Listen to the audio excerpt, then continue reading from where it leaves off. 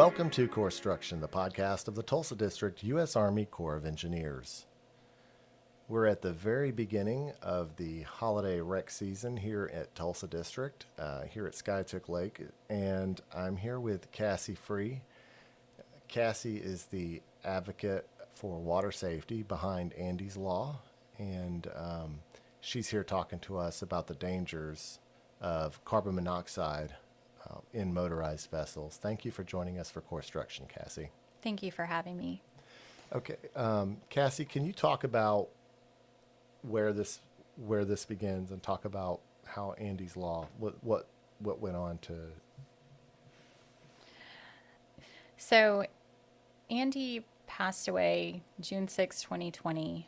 So we are actually fast approaching 3 years, and when he passed away, we were surprised to learn that he had high levels of carbon monoxide in his blood. Carbon monoxide is something that I had associated with cars running in garages, appliances that were faulty, leaks and such inside your home, which these are all closed spaces. We had spent the day at Lake Eufaula, and in fact, Andy passed away at Lake Eufaula. So we were out in the open air all day. We were on a wakeboard ski boat.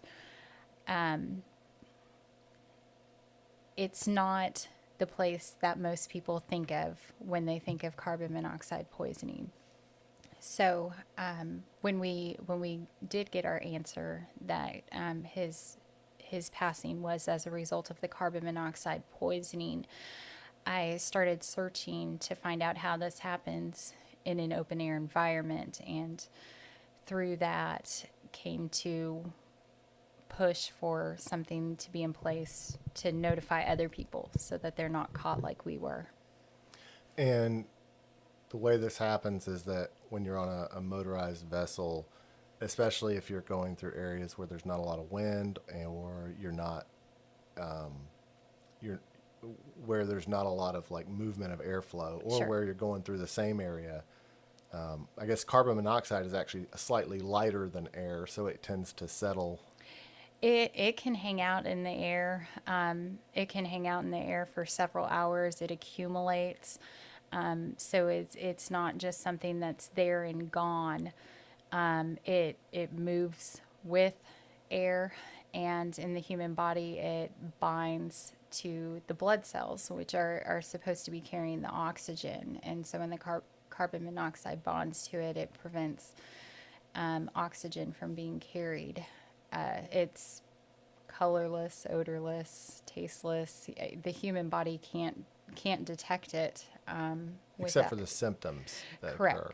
Correct. And it's good to know the symptoms, that you could have a headache, you could have dizziness, nausea, lightheadedness, but these are all similar to heat illnesses too, and so a lot of people will dismiss them as being heat-related illnesses, and in fact it could be caused by carbon monoxide. Depending on the amount of carbon monoxide, even in an open-air environment, it can cause death within minutes or even seconds. And since I know you've done some work with us over the last couple years. Since this event, you've done a lot of advocacy for safe boating, and especially for carbon monoxide awareness from motorized vessels. Can you talk about some of the work you've been doing? So obviously, on top of working with Representative Davis and Hall on Andy's Law here in Oklahoma, I've also done speaking arrangements with the International Boat and Water Safety Summit and the National, but with the National Water Safety Alliance. Sorry. That's fine. I have had the opportunity to speak to the media a number of times, and I've worked with various journalists across the country to share information about carbon monoxide poisoning. Yeah, and with carbon monoxide, it's like a byproduct of when anything's essentially burning, right? And Correct, it has to have a fuel source, but that fuel source doesn't have to be like how might traditionally think of fuel, like gasoline. It can even happen wood burning. right. Anytime something is burning, carbon monoxide is a byproduct. What is the response you often get when you talk to people about the potential for carbon monoxide exposure and poisoning? So that's a great question because I get a mix of reactions. Most of the time, people are stunned, disbelief, even. I think the danger of carbon monoxide happening in the open air scares people enough that they think that it can't possibly be real, and it really is. There have definitely been naysayers that I've come across. But when you're facing the potential for tragedy, it's sometimes easier to think that somebody did something wrong than to think that it's possible to do everything right and still have everything go wrong. I think you were saying earlier there's only 3 states that have laws about carbon monoxide awareness as far as boating. Sure. Yes. Can you talk about what Andy's law will do? So, Andy's Law is modeled after Sophie's Law, which is Minnesota's version, where they require all motorized watercraft to carry essentially like a warning label. So it would be like a sticker or decal that's on the interior of the boat that just says something along the lines of warning, carbon monoxide can be present, or, be aware of the dangers of carbon monoxide buildup. It should be something along those lines. Oklahoma has not yet developed their sticker because the law just passed, but I imagine it'll be something similar to that. Right. And so today we went out and you had the opportunity to kind of talk to a few people and talk to some media about your experience. And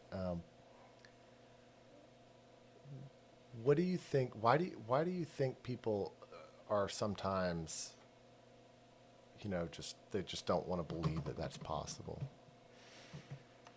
Well, again, part of it, we're just a normal family with, or should say a normal lake family. We have tons of lake experience, and so I think that people don't like situations where there's not a reason or not something where you can say this is what we did wrong, this is what caused it. Nobody likes to, look at this good kid who, was just riding in the boat that day or was just out wake surfing that day and, didn't get to go home. People don't like to hear those stories because there's always the fear that it'll happen to you. And I think that's a good thing. I think it's healthy to have a little bit of that, to acknowledge that, hey, this could happen to me, because then you're more likely to take proactive measures, which is really important, especially when you're spending the day out in the sun on the lake. Yeah, and that's something like you could even attribute some of those symptoms to just sun. I mean, Correct. people, Yes. it's very easy to be out there and thinking, oh, I'm just tired because the sun pulls that, energy out of your body. So once we found out that Andy had such high levels of carbon monoxide poisoning, and actually on that day, all 3 of our boys had acute carbon monoxide toxicity. Once we realized that was what had happened. We started looking back on all of our prior experiences differently, and we started really questioning, were we really that tired that day? Was it really that hot? Or is this something that we had been exposed with or exposed to, maybe under slightly different circumstances, so that we didn't get the extent that we did on that particular day. But it just kind of makes you look at everything differently and wonder, were those heat related illnesses, or is it possible that, we've been risking carbon monoxide poisoning every time we've been out? We won't ever know. And you all are a family who, I mean, you're into like various recreation like that. Like Yes. you all are. You were telling me some stories about how your kids. I guess they ride like dirt bike. Is it dirt bikes or Dirt bikes, ATVs. I mean, we're we're more of the extreme sports family. We weren't sure if our boys would grow up to be snowboarders or wakeboarders or motocross champions, but I'm sure if it was something X Games related, you would find my children there. What do you see in the future for your advocacy for safe boating and awareness on this particular topic? So that's actually a scary question, because the first year, well, when I first spoke out, it was in a post, and my post was driven by a whole bunch of different emotions, the shock and anger and maybe even some of, I hate saying this, but like not retaliation, but defensiveness, because there were a lot of people immediately after Andy's death who made ugly comments, and Right. that's neither here nor there. But I wanted to be clear that we had answers as to what happened, and so I shared a really lengthy post, and it got a ton of shares. I guess it hit that viral status, and I had a newspaper from our hometown in Texas contact me, and they wanted to do a story, and that I think kind of set it off. I have made that a big part of my mission for what I want to do with my life, to share the information so that other people don't have to go through it. But unfortunately, in that first year after Andy died, 5 more people died of confirmed carbon monoxide poisoning on lakes across the U.S. Carbon monoxide deaths related to boating incidents are often underreported because a lot of times what happens is it's like, oh, well, that's obvious. They had a heart attack, or they, had, or this was just a drowning, and they don't think to look further. The reason I believe that Andy's blood was even tested for the carbon monoxide was because both of his brothers tested positive that night at the hospital. So a lot of times there's a possibility that people have died and it was misreported. So I don't think that it's ever going to end the risk. And so I plan on continuing to share for as long as people will listen. Yeah. And you're a school teacher? I am, yes. And how has school that you worked at been? Have they been supportive and helpful? Absolutely. I have had coworkers and even administration at both districts that I've worked at here in Oklahoma who have not only cheered me on, given me courage and encouragement, but they continue to do so even to this day.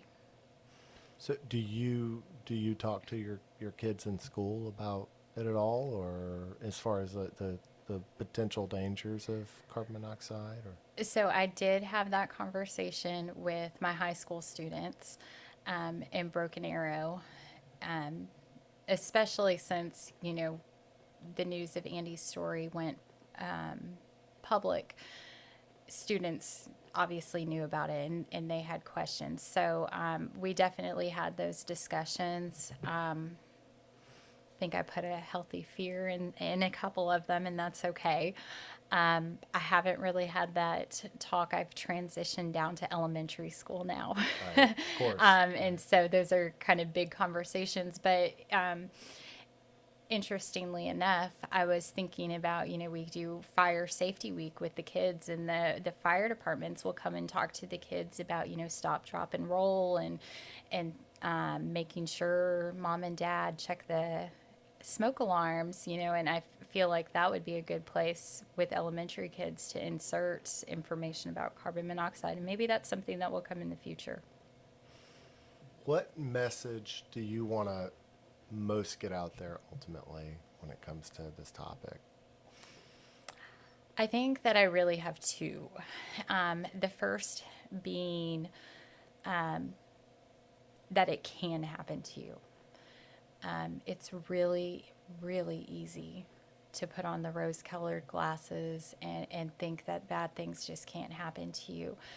And when that happens, we overlook things that we shouldn't overlook. And I think that it's better to think that it can happen to me and be more proactive. I think that first and foremost, and that will help people in all areas, not just with carbon monoxide, but even, with making sure that you're wearing life jackets, that, you've attached cutoff switches, those sorts of things. So, I mean, that would be the big one for me. And then secondary to that, to really get across to people that you cannot detect it. It is fast, it is invisible, and it is absolutely deadly. Without a carbon monoxide detector or alarm, the human body can't determine if carbon monoxide is present. And yes, absolutely, if you smell exhaust, carbon monoxide is present, but it is not mutually exclusive to each other. So you might not smell exhaust, there might not be exhaust, but there can be carbon monoxide present. And, again, without a detector, there'd be no way to know, and take that, even stay safe, I guess, with a detector or an alarm, by keeping in mind that by the time it registers or goes off, there's already the potential for injury or illness.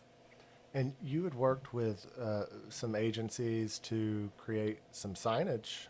Yes. Or as we say in the Corps, it's in interpretive materials. Sure. But can you talk about that? Sure. So after we lost Andy, I joined a group called Waves of Hope. And Waves of Hope is like a coalition of families of tragedies or related to water. And not every tragedy ends in death like ours did, but some of them were even just close calls. We just had the Safe Boating Week, and Hunter Bland, I know, was sharing his story. He also is in Waves of Hope, where he was thrown out of his boat when he was in college. But through Waves of Hope, I was able to get a grant with the National Safe Boating Council, and did work with them and the U.S. Coast Guard to create a carbon monoxide warning sign. And it's similar to the Wear It campaign for the life vests, just letting you know that, hey, carbon monoxide can be here and it is a danger. And it's better to know it, since you can't otherwise detect it on your own. And the areas, like particularly on a body of water where it tends to be more likely to sort of, I guess, settle or whatever on top of in the air. Can you talk about some of those areas? So, from what I have learned, I believe that some of the most dangerous areas are like no wake zones, where every boat that crosses through this single area has to go at a slow speed. So you're not getting a whole lot of movement of the air. Also, skiing in coves, it is really, really attractive because you don't get all of the rough waters, but at the same time, you're in an enclosed area, kind of. I mean, in a cove, usually you have It's higher like a bowl. sides. Yeah, it's kind of like a Yeah, it's like a bowl. And bowl. so, like, you're just staying in that one single area, and producing all of that carbon monoxide. The the one that I think really gets me the most is boat launches and boat docks. Everybody has to get on the lake somehow, and they have to get off the lake somehow. And one of the things that I noticed that I had never thought about before is that oftentimes boaters will circle while they're waiting to pull out, or when they're doing their pre-boat checks, they'll rev up the engine there. They'll leave it running while passengers are loading and unloading, and these are all just not good things. Like, it's best, if you can, to shut your boat down and just kind of float there while you're waiting your turn. Make sure that you're shutting it down at boat docks. When you talk about that number of boats, I mean, one boat can produce the same amount of carbon monoxide as 180 cars. Oh, wow. So, if you have a couple boats that are circling around there, that's a lot of carbon monoxide. Wow. I had no idea it was that high. Yeah. And that makes me wonder too about we often hear when we're telling people to wear life jackets, we tell people, a lot of people who fall into the water, well, they weren't expecting to fall into the Sure. water, and sometimes they're unconscious, like when they hit the Right. water or before they even hit the water, and so it makes me wonder how many of those instances are attributable to carbon monoxide, and it causes the confusion and the Right. dizziness, and it's causing brain damage while you're experiencing it, while it's going on. So the operator of the boat, the passenger in the boat, they may not have any clue, and then on top of them not having any clue, they're they don't know they're not having they don't even Right. know And that and they're you experiencing it. panic Yeah. too. I mean, some the things that you see and hear the most often are the things that will come back to you. It's like, if somebody's choking, and you're like Heimlich or CPR or whatever you need to do, like, it comes back to you because you've been exposed to it enough times. And I kind of have this hope that that's what this will do. Like, both me talking about it and sharing about it, and again, with Andy's Law, with having that labeling, so that when something does go wrong and somebody is panicked and they look over and they're like, oh my gosh, what if this was carbon monoxide? What do we need to do? We need to get to land. We need to get to fresh air. I mean, so I think having that information readily available, to people is going to help, hopefully prevent death and injury, for other people's families. With the grant you were talking about, how many signs were you able to get produced? Well, there were thousands. Wow. Have you been able to get those placed, or? So, we have been working, for over a year now on getting those signs out. They've been going out all across the United States.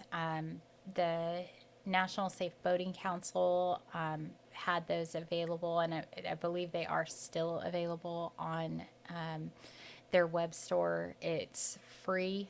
You just pay for the shipping. And I know that different core offices across the nation have been putting them out. it's something that takes time, but because there's a lot of water, There is. Yeah. there's a lot of water access, but we're working on getting it up slowly but surely. Wow. And you've also got pamphlets. Is that part of the same grant as well, or? If I'm completely honest, I'm not even sure where that came from. Well, I mean, I know where it came from. Waves of Hope produced them. Okay. They're story cards.